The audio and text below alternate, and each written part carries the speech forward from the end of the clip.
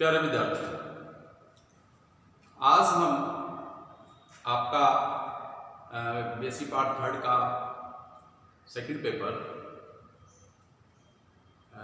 Mineral economics उसको पढ़ने वाले हैं। उसमें आपको एक तो प्रोसेस और एक मिनरल्स, इनके बारे में पढ़ना है। प्रोसेस में आपको ये देखना है कि ऐसे कौन कौन से तरीके हैं, ऐसे कौन कौन सी विधियां हैं जिससे कि खनिज निक्षेपों का, मिनरल डिपॉजिट्स या ओर डिपॉजिट्स का निर्माण होता है, और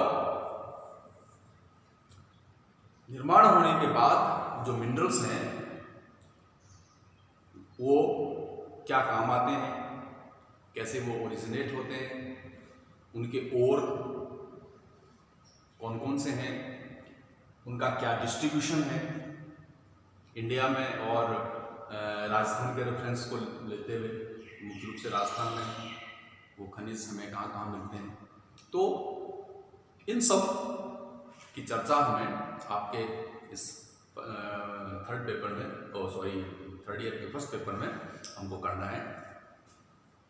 तो शुरुआत जो हम करने वाले हैं, जो हम शुरुआत कर रहे हैं, वो पहला प्रोसेस, उसका नाम है मैग्मेटिक कंसंट्रेशन प्रोसेस। हिंदी में आप इसको मैग्मी सांद्रण प्रक्रम के नाम से जानते हैं। मैग्मेटिक कंसंट्रेशन प्रोसेस या मैग्मी सांद्रण प्रक्रम। तो इस मैग्मेटिक कंसंट्रेशन प्रोसेस को समझने से पहले थोड़ा सा हमें मैग्मा के बारे में जानना चाहिए कि मैग्मा क्या है। आपने लावा और मैग्मा इन सब के बारे में पढ़ा होगा, सुना होगा कि लावा क्या होता है, मैग्मा क्या होता है। थोड़ा सा रिकॉल करते हुए अपन बात करें कि अर्थ इंटीरियर में देखिए, अर्थ का जो कंपोजिशन है, अर्थ सरफेस का जो कंपोजिशन है, आप जानते हैं उसमें बहुत सारे केमिकल एलिमेंट्स हैं, बहुत सारे रासायनिक तत्वों से मिलकर ये बना है। और जैसे जैसे आप अर्थ के इंटीरियर में आप जाते हैं नीचे, वैसे वैसे आपको टेम्परेचर खूब बढ़ा हुआ मिलता है, प्रेशर भी ज़्यादा होता है और डेंसिटी भी आपको अधिक मिलती है। तो ये जितने भी ये केमिकल एलिमेंट्स हैं या जो कंपोजिशन है अर्थ इंटीरियर का, वो इतने ज़्यादा टेम्परेचर पे, जब हम बहुत ज़्यादा नीचे जाते हैं टेम्परेचर, आप मानिए लगभग 2900 से जब 3000 किलोमीटर की डेप्थ में, एक इमेजिन की गई है कि एक ऐसा चैम्बर है, आप ऐसे कल्पना करिए कि एक ऐसा कक्ष होता है, एक ऐसा चैम्बर होता है, उसको आप मैग्मा चैम्बर कहते हैं, मैग्मा कक्ष के नाम से आप उसको जानते हैं। वहाँ बहुत ज़्यादा टेम्परेचर होता है, यानी कि आप देखिए कि आप सरफेस से जब लगभग 80 से 100 मीटर गहरे आप यदि जाओ, ये वेरिएबल है, तो लगभग 1 डिग्री सेंटीग्रेड टेम्परेचर इंक्रीज हो जाता है, बढ़ जाता है, डेंसिटी भी बढ़ती है, प्रेशर भी बढ़ता है। तो वहाँ जो केमिकल एलिमेंट्स हैं, यहाँ जो भी चीज़ें हैं, वो लिक्विड फॉर्म में होती हैं, बहुत गर्म होती हैं, अति तप्त होती हैं, बहुत ज़्यादा। और उसी कंपोजिशन को, वो जो कंपोजिशन है, वो उसको आप मैग्मा कह सकते हैं। लेकिन यदि वो सरफेस पर आ जाए, वही मैग्मा, तो वो लावा हो जाता है, और यदि वो सरफेस के नीचे ही रहे तो वो आपका मैग्मा होता है। तो मैग्मेटिक कंसंट्रेशन प्रोसेस यानी मैग्मीय सांद्रण प्रक्रम, यदि मैग्मा यदि कंसंट्रेट हो जाता हो, तो उसके कंसंट्रेशन से, मैग्मा के कंसंट्रेशन से जो मिनरल्स बनेंगे, जो खनिज बनेंगे, उनकी चर्चा हमको इस प्रोसेस में करनी है। तो मैग्मा के लिए आप कह सकते हैं कि विस्कस सेमी लिक्विड, है ना, विस्कस और सेमी लिक्विड, जैसे मोमबत्ती पिघलने के बाद जिस स्टेज में आती है वैसी फॉर्म से आप समझ सकते हैं। तो मैग्मा पिघला हुआ एक गाढ़ा श्यान एक द्रव है जो भूपर्वती के अंदर पाया जाता है तथा उसके क्रिस्टलन से ही, उसके क्रिस्टलाइजेशन से ही इग्नियस रॉक्स बनती हैं, आग्नेय शैलें बनती हैं। मैग्मा एवं रॉक्स का जो कंपोजिशन लगभग एक सा होता है, क्योंकि मैग्मा में वाटर एवं कई प्रकार के वाष्पीय पदार्थ होते हैं जो कंसोलिडेशन के दौरान बच जाते हैं।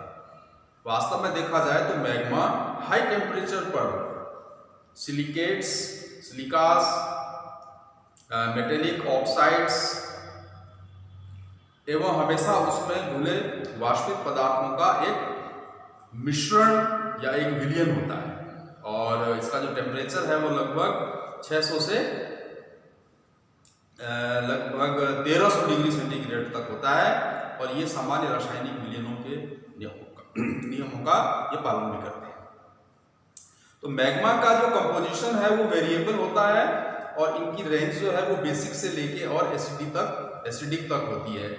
मैग्मा में वाष्पित पदार्थ मुख्यतः पानी, carbon dioxide, sulphur, chlorine, boron, phosphorus इत्यादि होते हैं। यद्यपि इनकी मात्रा इसमें बहुत कम होती है, लेकिन ये महत्वपूर्ण भूमिका निभाते हैं, और इनकी उपस्थिति से मैग्मा की विस्कोसिटी में कमी होती है, उसके मेल्टिंग पॉइंट में कमी आती है, और जो मेटल्स हैं उनके एक्यूमुलेशन और उनके ट्रांसपोर्टेशन में मदद मिलती है, बस सहायता मिलती है। तो जो अर्थ इंटीरियर में मैग्मा ये जो है ना, ये अस्थायी होता है, और जैसा अभी अपन ने बात की, ये एक मैग्मा चैम्बर या मैग्मा एक जो कक्ष है उसमें आपको मिलता है, ये मिलते हैं। मैग्मा का खनिज निक्षेपों से या ये जो मिनरल डिपॉजिट्स हैं उनसे बहुत गहरा संबंध होता है, और इसको आप इस प्रकार समझ सकते हैं जैसे कुछ विशिष्ट प्रकार की धातुएं या खनिज विशिष्ट आग्नेय शैलों में ही मिलती हैं, इग्नियस रॉक्स में ही मिलती हैं। इससे ये निष्कर्ष निकलता है कि मैग्मा एवं निक्षेप में मूल स्रोत एक ही है, और वो है मैग्मा। एग्जाम्पल के लिए जो प्लेटिनम है वो पेरिडोटाइट या नोराइट रॉक में मिलेगा, क्रोमाइट है वो सरपेंटीन में मिलेगा, कोरंडम है वो क्वार्ट्जाइट रॉक्स में मिलेगा, बेरिल है वो ग्रेनाइट या पेग्मेटाइट जो रॉक है उसमें मिलेगा। तो ये एक जो रिलेशन है, ये जो एक संबंध है, वो आपको ये बताता है कि मैग्मा और इग्नियस रॉक्स जो है या जो मिनरल डिपॉजिट्स हैं उनमें उनका बहुत अच्छा रिलेशनशिप होता है। इसी तरह से ज्वालामुखी और जो फ्यूबेरोल्स हैं, वोल्केनोज हैं, जो हॉट स्प्रिंग्स हैं, ज्वालामुखी, ये जो वोल्केनिज्म है, इससे हमें मिनरल डिपॉजिट और मैग्मा में संबंध है वो देखने को हमें मिलता है। इससे बने जो डिपॉजिट्स हैं वो आर्थिक दृष्टि से उतने महत्वपूर्ण नहीं है, लेकिन फिर भी कई मेटेलिक और अन्य मिनरल्स मैग्मा से ही बने हैं, जैसे सल्फर, फास्फोरस, तांबा, सीसा है, जस्ता है, कोबाल्ट है, वगैरह वगैरह। तो आप इस प्रकार से ये कह सकते हैं कि मैग्मा का जो मिनरल डिपॉजिट्स हैं उनसे जो रिलेशन है, सह संबंध है, वो एक होता है। तो मैग्मा के कंसंट्रेशन से बनने वाले जो मिनरल डिपॉजिट्स हैं या अयस्क निक्षेप हैं, उनकी बात यदि हम करें तो हम इसको मैग्नेटिक कंसंट्रेशन जो प्रोसेस है उसको आप दो पार्ट्स में डिवाइड करके फिर आप इसकी स्टडी करेंगे। एक पार्ट है वो है अर्ली मैग्नेटिक, इसको आप हिंदी में कहेंगे पूर्व मैग्नीय प्रक्रम, तो दूसरा है लेट मैग्नेटिक या पश्चात मैग्नीय सांद्रण प्रक्रम। तो दो भागों में आप इसको डिवाइड करके बांट के फिर आप इसको देखेंगे, पढ़ेंगे, early magnetic and let magnetic process के नाम से। तो देखिए जो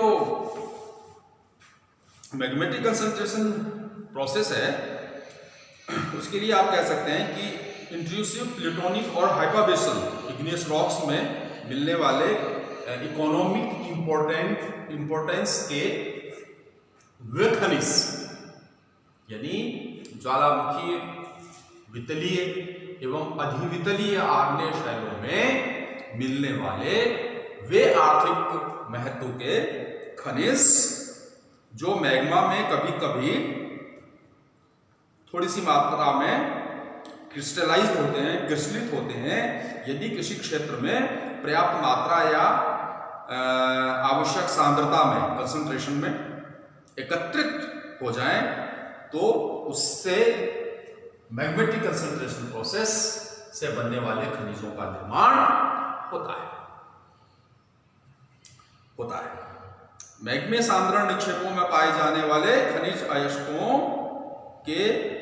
खनिज अयस्क शैल के या रॉक्स के ही कॉन्स्टिट्यूएंट होते हैं।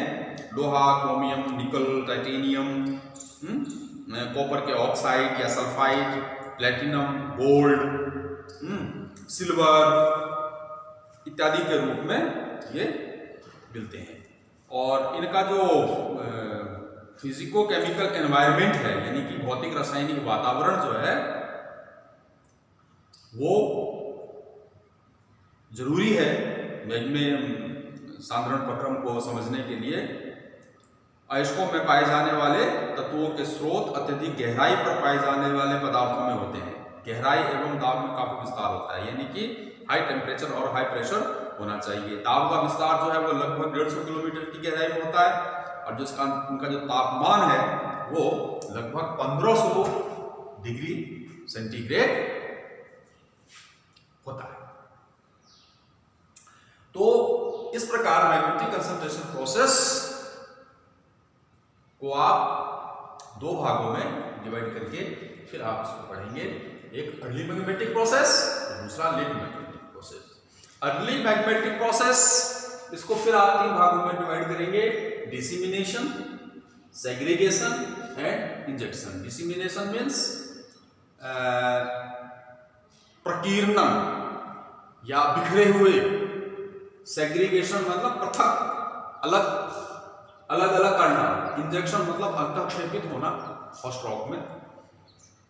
कैसे ये मैग्मा जो है वो डिसिमिनेटेड होता है, कैसे सेग्रीगेट होता है और कैसे इंजेक्ट होता है, इसके बारे में आप पढ़ेंगे अर्ली मैग्नेटिक प्रोसेस में। और लेट मैग्नेटिक प्रोसेस में आप ये सिलिकेट मिनरल्स के कंसंट्रेशन के पहले या बाद में, इस पर डिपेंड करेगा अर्ली मैग्नेटिक या लेट मैग्नेटिक। सिलिकेट मिनरल्स के कंसंट्रेशन के पहले या बाद में डिपॉजिट होने पर निर्भर करेगा। और उसी प्रकार लेट मैग्नेटिक जो है उसको आप चार भागों में डिवाइड करके पढ़ेंगे: रेजिडुअल लिक्विड सेग्रीगेशन यानी अवशिष्ट द्रव पृथक्करण, फिर रेजिडुअल लिक्विड इंजेक्शन अवशिष्ट द्रव अंतःक्षेपण, फिर इमिसिबल लिक्विड सेग्रीगेशन यानी अमिश्रणीय द्रव पृथक्करण, और इमिसिबल लिक्विड इंजेक्शन यानी अमिश्रणीय द्रव इंजेक्शन। तो इस प्रकार आप इसका अध्ययन करेंगे और हम नेक्स्ट वीडियो में इनको हम डिटेल से देखेंगे अर्ली मैग्नेटिक प्रोसेस और लेट मैग्नेटिक प्रोसेस।